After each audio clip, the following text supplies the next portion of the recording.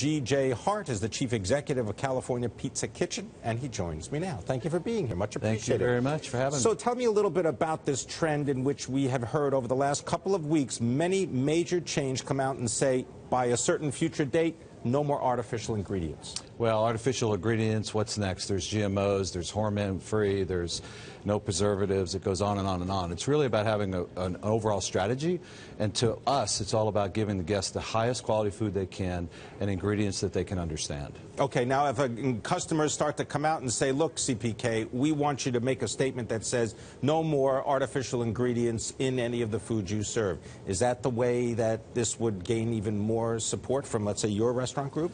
Well, no, we already have very good ingredients, so it's not just taking one piece of this puzzle, because it's a complicated strategy you need to develop. And right now, it's providing the very best quality food that you can, and that's exactly what we're trying to do. Rather than just taking, well, it's artificial ingredients here, or it's coloring here. It's an overall holistic approach. All right. Well, let's take a look at CPK. Tell us a little bit about the business. It's owned by the private equity firm Golden Gate. Right. What have you been doing? I mentioned a revamp of some of the locations. Well, really what we've tried to do is take a look at the history and soul of California Pizza Kitchen and bring it forward relevant to today in 2015 and beyond, and looking at what that history of innovation, creativity, and dare to be different, first to market approach back in the 80s and 90s, and really bringing it forward to today. So stretching our boundaries a little bit, not just about pizza. It's only a third of our entrees today. It's adding things like a cedar plank salmon with corn succotash, or a Aleutian halibut that we do in the pizza oven.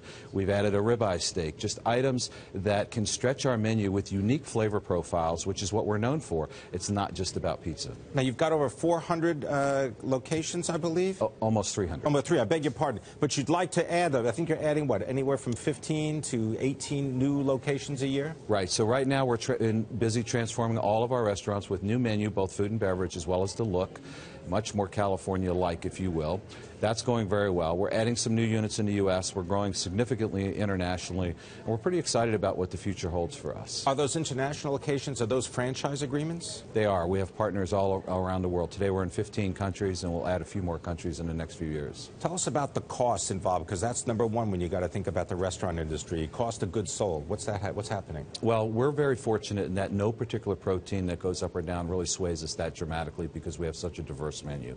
So yes, food inflation is alive. It's fairly nominal for us, and we try to keep our pricing as conservative as we can so that the guests can experience a great experience with us. Any idea when CPK becomes a publicly traded company again? It was once. Right now, it's all about doing first things first, which is transforming the brand, getting guests to come in and see what we're doing, which is pretty unique and different.